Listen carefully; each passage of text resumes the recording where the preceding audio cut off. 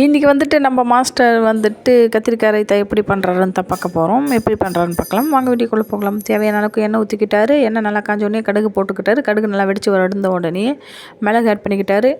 அப்புறம் வந்துட்டு தேவையான அளவுக்கு சோம்பு ஆட் பண்ணிக்கிட்டாரு. தேவையான அளவுக்கு கருவேப்பிலை ஆட் பண்ணி நல்லா கலந்து விட்டுட்டாரு.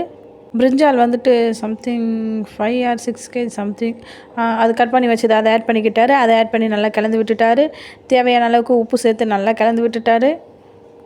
ஒரு 2 நிமிஷம் போல் வெந்ததுக்கு அப்புறம் நல்லா கலந்து விட்ட உடனேயே இஞ்சி பூண்டு பேஸ்ட்டு வந்துட்டு ஒரு 2 கை அளவுக்கு இஞ்சி பூண்டு பேஸ்ட்டு நல்லா போட்டுட்டு கலந்து ஆட் பண்ணினார்.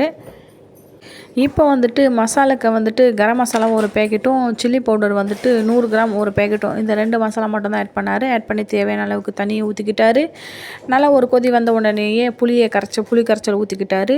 புளி கரைச்சி ஊற்றி ஒரு 10 நிமிஷம் போல் நல்லா கிண்டி விட்டுட்டு வறுத்த வேர்க்கடலை வெள்ளை எள்ளு ரெண்டுத்தையும் நல்லா மிக்சியில் போட்டு நல்லா நைஸாக அரைச்சி அதையுமே ஆட் பண்ணிக்கிட்டாரு.